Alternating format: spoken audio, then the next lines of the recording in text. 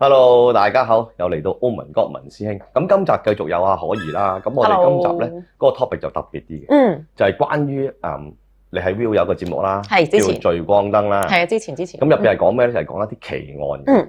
咁其實奇案入邊咧，我哋喺東南亞國家好多地方都係噶啦。當有啲案件佢真係冇頭緒嘅時候咧，佢哋就會去揾一啲巫師又好啦，或者係師傅又好啦，或者係一啲和尚都好。去希望可以揾到少少線索。其實唔單止東南亞㗎，文師兄，外國都會㗎。係咩？外國都會㗎。又好似係喎。係啊。我好似睇過一個係有講喺外國有問一啲巫師啊嘛。medium 係啊。去等佢哋去指點話俾你聽個開咗個頭，總之係開咗個頭啦。係嘛？不如大家介紹下你有乜嘢個案件，你會覺得係用緊呢個方法㗎？用緊呢個方法，嗱，我又覺得未必一定係靠靈媒去破案咁容易嘅，成日都，又或者有陣時有咧，都未必會公開俾到大家知嘅。咁但係有一啲案件咧，即係冥冥之中有整定，我就真係有聽翻咯。咁有一個案件，我諗我自己印象好深刻啦，我諗觀眾都會好深刻啦，就係 Hello Kitty 啦，喺尖沙咀呢個命案啦，咁樣當其時就非常之轟動啦，甚至乎大家見到嗰個公仔嗰期都有啲驚嘅。咁樣，咁其實咧嗰陣時話關於呢個案件嘅傳聞真係有好多啊！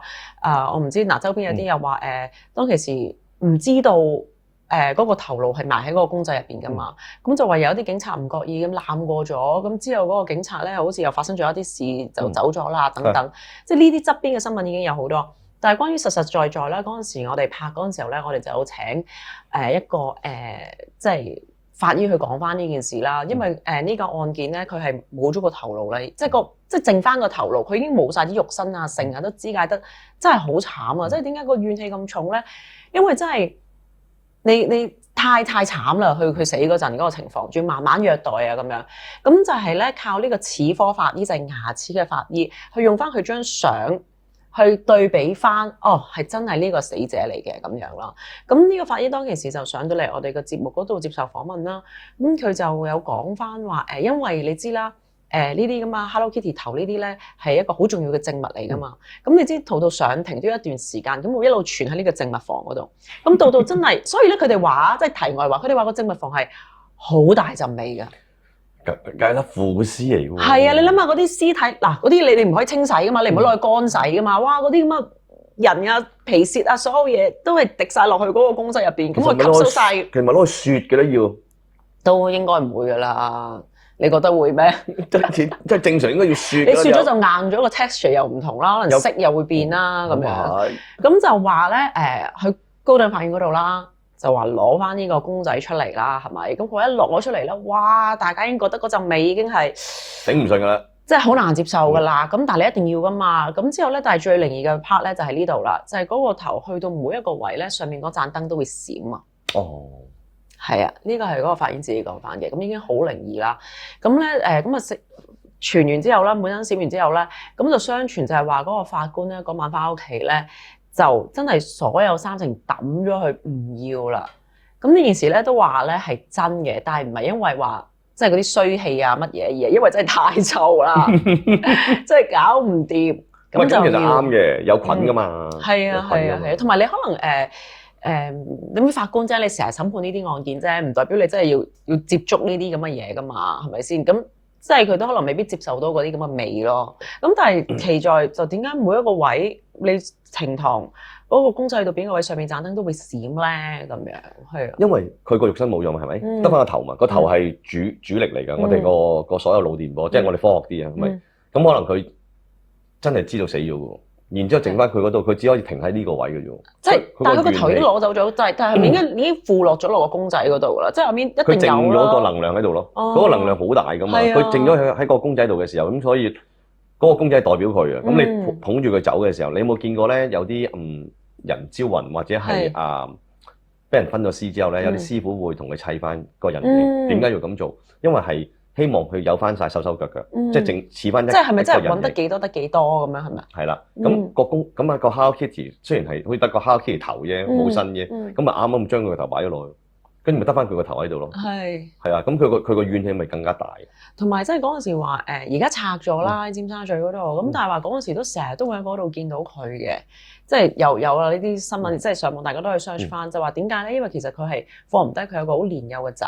哦，係啦，放唔低個小朋友。其實都會啊，嗬！即係如果你特別係如果即係當然啦，你過身咁慘烈，咁樣俾人整，再加上你有個小朋友，嗰個怨氣都會特別大。好大，一定好大，因為個問題佢最主要係個小朋友嘛。你殺咗佢，佢都興㗎啦，定係？但係問題佢放唔低係一個小朋友，即係等於一個人，譬如有件事你放唔低嘅，但係你死咗啦。係啊。咁你留翻嗰個怨一定好大，大得好緊要。好似另外一單咧，好似我咁啊，收到即係知道有一單就喺馬來西亞嘅，就有座又唔係好高嘅屋，就突然間冧咗，個地基冧咗，咁咧跟住咧就埋咗啦，即係嗰間屋啲人有啲人埋咗，咁好似唔知揾到幾個，揾剩2個揾唔到 ，OK，揾唔到，跟住咧就諗住就 close 啦，咁點知嗰邊嗰個家族嘅人咧，因為始終有錢咯，就話唔得，我一定要揾，咁啊揾咗個巫師，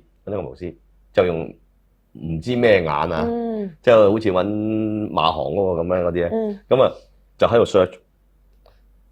真係俾佢揾到嗰個位置，俾佢望到，然之後就叫人落去掘，就真係掘到。就個屍體就埋咗喺嗰個位置。喺嗰個位置，哇幾勁啊！呢單嘢真係勁。但係你記住喎，係本身嗰個家族嘅人要求咁做，而啲警察又 OK 喎。跟住嗰個巫師去完揾到之後咧，跟住嗰啲警察、消防啊，所有嘢就喺嗰度掘，又信佢喎，又真係嗰個掘，又真係俾佢掘到喎。係。即係其實有陣時會有啲咁嘅好懸疑嘅嘢㗎，會，法律都不外乎人情，同埋即係大家都想快啲收工，即係如果真係可以，即係大家都要即係需要揾到條屍首嘅時候，大家都會試咯，會㗎，我覺得香港都會嘅。其實有一啲咧傳聞話破案啦，或者揾唔到屍體啦，其實都正就係講話係啲紀律部隊遇到一啲好奇異嘅事件，例如我有聽過一個啦。失咗蹤，唔見咗小朋友。咁之後咧就係話係有一個我冇記錯係女警啊，就話咧係見到佢指翻某一個位置，直情見到指翻某一個位置喺嗰個位置嗰度揾，係揾得翻嘅。小朋友啊？係啊，我冇記錯係小朋友嚟㗎。係啊。其實你知唔知有啲紀律部，唔好話有啲嘅，其實紀律部隊入邊好多人咧都有學神功。係，佢哋有拜關公㗎嘛，係啦。其實唔止嘅，佢哋唔止拜關公嘅，佢哋有拜好多。其實佢哋都有好多係學神功嘅。點解咧？因為佢哋相信呢件事其實係傳統文化啦。咁第二佢相信呢件事係可以保護到佢啦。因為始終佢哋你知真係要出去搏命㗎嘛。有陣時即係例如可能見到啲 N 年前我哋僆仔聽到啲悍匪啊，佢真係揸槍搏㗎嘛。佢唔保護自己點？咁但係佢哋又好得意喎，有啲咧就真係好似通腦㗎喎。即係譬如有啲案件佢哋。啱啱接咗翻嚟咁樣，跟住又冇乜頭緒，唔知邊個突然間就有啲頭緒，噔一聲，跟住咧就向住嗰個方向揾咗又。其實點解會突然間有一啲咁嘅感應靈感咧？係咪真係咧好似啲拍戲咁樣咧？隔離有啲聲同你講。其實唔係㗎，因為每一個宗教都會有嘅，就爭在睇下你嗰個本身你對嗰個宗教嗰個虔誠度，同埋你點樣去認識呢個宗教先。即係好似我哋呢啲就法科佬就其實理論上樣樣都要面對㗎啦。咁有陣時去到呢啲位嘅時候，突然間咧，你會感覺到好似有人俾唔係講俾你聽，係俾個 signal你，跟住叫你向住嗰個方向度去揾。因為呢件事咧，其實你話發生1件、2件、3件，或者喺啲網絡度上講嘅，咁你可以唔信啊，或者係咁啱嘅。但係問題，當你親眼成日見到嘅時候咧，你就投降㗎啦。即係好似我馬來西亞嗰個師弟咁咧，其實佢本身係馬來西亞人啦，咁佢喺嗰邊做，咁佢哋係同當地政府有時嗰邊嘅差人就合作嘅。當有啲案件即係一定係大鑊㗎啦，殺人啊或者死人嗰啲搞唔掂咧，佢哋就會去佢個壇度或者去個廟度去問嘅。咁問出嚟嗰件事咧，然之後咧就俾個方向你嘅。嗱，佢當然唔會成件事話俾你聽，我話咁做咁唔會。個方向由乜嘢方向去睇？即係譬如由差館呢度，佢會問由差館呢個位向住差館咩方向去揾。10次都中㗎。你咁樣令我諗起咧，我都有聽過一單美國嘅 case 嚟嘅，咁就係話咧有個細佬啦，就本身係好乖嘅咁樣，即係嗰日咧同朋友飲完嘢識咗個女仔，咁之後就失咗蹤啦。咁個家姐咧就住喺你知啦，即係可能都住喺嗰啲唔同嘅州好遠啦。咁啊細佬一路唔見咗咯，冇翻嚟咯。咁咧佢就冇辦法之下咧，佢就咁啱聽個朋友咧就識得一個 medium 嗰啲就係嗰啲靈媒咁樣啦，試下啦咁樣。咁個靈媒咧佢話係點樣咧？係真係有個地圖，個靈媒就叫佢你準備一個地圖俾佢，咁佢就會喺度摸咯。佢就會 feel 到一啲嘢，佢就會 feel 到突然間個頭好痛、好痛、好痛，好似俾人打咁樣。然之後佢會濕好零零碎碎，見到有啲河啊，見到有啲sign 係咩 number 啊，然後佢就話俾佢知喺邊一度揾。咁初頭個家姐都覺得冇可能嘅，因為距離佢哋嘅地方都好遠。細佬點會無端端去嗰度咧？又頭痛咁樣。後期咧，佢真係抽絲剝繭，根據佢講嗰啲 number 去揾嘅時候咧，真係發覺。係揾得翻佢細佬咧，當然我省略咗好多嘢啦。當中涉及一架車，個靈媒講話嗰個車嘅顏色，咁個家姐就話佢細佬唔係開黑色車喎，開白色車喎，例如係咁樣啦。但係點知同佢媽咪夾翻嘅就唔係喎，原來細佬真係最新出咗架黑色車喎咁樣。哦，係啦，咁繼而就開始信呢個靈媒，跟住佢追查就發現真係揾到佢翻細佬，同埋點解佢個頭咁痛咧？原來佢細佬係俾人打個頭。打咗好多下咁樣過身嘅。哦，死咗嘅。係啊，係最尾死咗。所以就俾呢個痛楚佢啦。冇錯啦，咁同埋靈媒就都有同佢講，你快啲去揾佢，你快啲啦咁樣。即係佢嘅細佬已經係嗰個公路嗰個 number 位置嗰個河流下邊俾人棄屍咗喺嗰度。哦，哇！係啊，咁所以其實外國都會係有呢啲嘢咯。但係呢啲咁嘅證供呢啲咁嘅證據，可唔可以俾人呈堂咧？咁就係另外一回事啦。乜其實？呈堂咧就理論上就唔會嘅，但係最緊要就係你要開咗個頭俾佢有線索去揾到嗰件事嘛。呢個我反而我覺得好緊要，因為好似其實台灣都係嘅啲人。台灣好信啊，我覺得台灣超信呢啲嘢。嗱，呢個就係我朋友嘅經歷嚟嘅。咁我呢個朋友就係嗰邊好有錢，超有錢。咁啊，佢有佢即係呢個朋友個女朋友個細佬，未嗰時係女朋友嘅細佬，死咗。OK， 咁啊，因為都個男仔好乖嘅，咁但係俾人殺咗，咁破唔到，諗都諗唔到，天眼即係睇 CCTV 又睇唔到，乜嘢都睇唔到嘅。咁跟住佢哋嗰邊台灣嘅警察其實係投晒行，咁我呢個朋友好有錢嘛，咁啊用盡所有方法，即係所有嘅錢去揾唔同嘅靈媒，係去幫手揾呢件事。咁啊，唔知點樣俾佢揾到有一個阿伯喺個其實土地公廟嗰度啫，就揾到佢。咁我即係咁啱嘅啫。跟住嗰個阿伯一見到嗰個女仔，即係見到佢女朋友，即係佢裝香，佢好唔開心咁見到你細佬係咪死咗啊？個阿伯咁問佢講，佢話係啊。佢話我知佢喺邊，咁樣我可以幫你揾佢，亦都可以幫你問到佢發生咩事。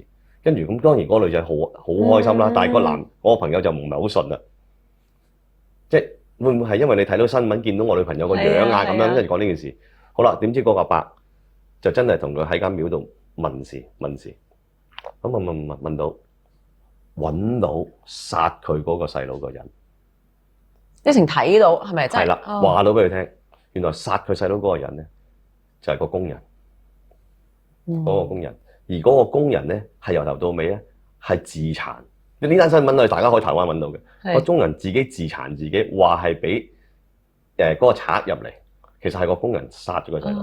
跟住佢哋都係半信半疑。跟住後尾佢家姐即係嗰個女朋友翻到去嘅時候，其實佢一路留意個工人啲動靜，係覺得越嚟越唔妥。佢話跟住個工人一話唔做啦，辭職啦，跟住就報警拉佢。跟住個工人就托晒出嚟，呢個工人因為錢啦，係咪啊？唔係，原來係兩個係有感情。哦，係啊，好呢間嘢好懸疑嘅，睇戲咁嘅，係兩個原來發生咗感情，跟住要分開。哦，跟住佢錯手用毒殺咗佢，係餵毒啊，幾勁啊嗰個阿伯！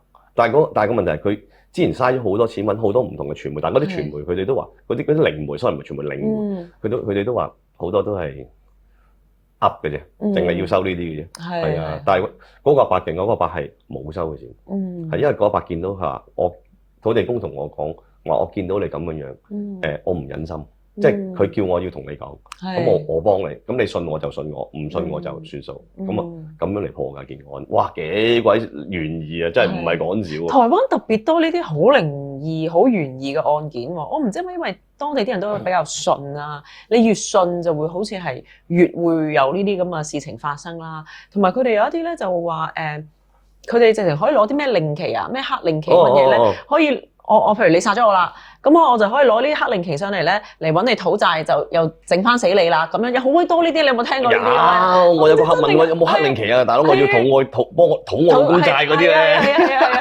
我黐線嘅大佬，邊有呢啲啊？我哋冇呢啲啊。其實我哋係有5隻旗噶嘛，有東南西北噶嘛，同埋中間噶嘛。OK，即係金木水火土。咁你話攞啲黑令旗嗰啲，我其實我唔知咩嚟㗎，講真。但係佢就話攞嚟討債咯。係啊，我都有聽過咯，話攞咗呢隻旗咧，就攞正牌啦，又可以上嚟啦，又可以整翻死你啦，嗰啲咁樣嘅。咁其實大哥嚟㗎啦。同埋有冇一個咧，令你好印象？令到你講完呢個故事之後，你呢一世你都會記得嘅，好爆嘅，爆到你真係覺得哇拍劇先會有咁嘅。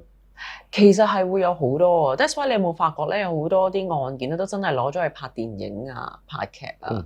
我覺得咧最令人哋唔係佢過身故之然係慘啦，但係其實係背後嗰個故仔啊，即係背後個故仔啊，點解會有呢樣嘢發生咧？咁譬如其中一個就係好後生，可能係援交，繼而俾人分屍，咁當中啦，可能都涉及即係吸食咗一啲唔應該吸食嘅嘢，毒品啊，定還是呢個係嗰個解釋啦，即係我第日瞓醒，佢已經係窒息咗啦，冇啦咁樣，咁然之後咧就可以好冷靜咁樣分屍嘅喎，我分屍之後咧仲要周圍審啊，然之後可能有一啲喺邊個街市啊，有啲又掉咗落海啊，咁係啊，即係有好多你都會覺得我反而覺得唔係鬼呢樣嘢，而係人性呢一樣嘢啊！即係點解可以係咁樣嘅？不嬲我都講啦，鬼唔驚嘅，人先最恐怖。人係最恐怖嘅。唔係，我覺得鬼就算整死我，佢都唔可以將我分屍啊！係。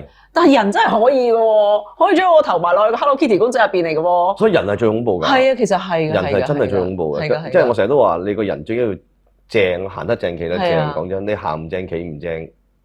同埋嗰陣時我拍呢個節目咧，我哋咧永遠講得最多，差唔多集都講嘅一句説話咧，我亦都好信嘅就係天網恢恢疏而不漏。係冇錯。即係你做過，你今日唔俾人捉到，你以為你好醒目，但係其實你等多1年、2年，其實就算唔係法律去制裁，你都總會有其他方法去會制裁翻你咯。呢樣我係好信嘅，冇錯。走唔甩㗎，走唔甩㗎，係啊，因為就算我俾你走甩20年好冇？係啊，20年後嘅有一日你都係俾人拉翻。係㗎。咁所以即係大家都係嗰句啦，唔好做啲金嘅咯，即係好金嗰啲唔好咯。咁好似你啱啱你話大陸好似有幾條僆仔打死人哋一家隻狗。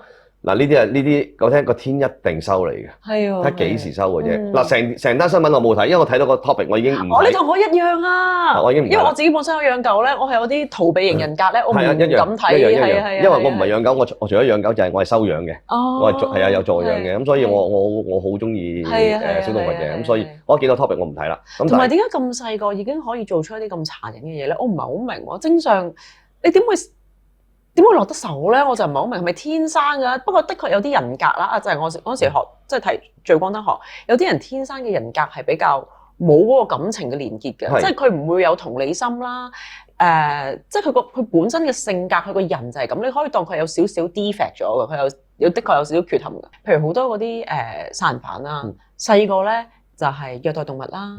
放火啦，燒下啲蜘蛛啊、螞蟻啊，到大個咧就會殺人㗎啦。好多時你睇翻都係咁嘅。所以你就要睇翻，通常佢細個嘅時候嘅性格係點，咁大個只會係變本加厲，因為佢覺得冇問題啊嘛。係啊，同埋走得甩啊嘛。同埋有啲人係真係零感情㗎嘛，你都知㗎啦，即係可以親生仔又唔要，屋企人都唔理識自己㗎嘛，為咗可能為咗錢啊，或者為咗可能某一啲利益啊。咁好啦，咁今集講到呢度先啦，因為好多謝阿可怡嚟分享啦。嗱，等佢下個節目一開，然之後有機會我再掹佢上嚟同大家傾下，好唔好？好啊，好啊。OK，thank you，好，拜拜。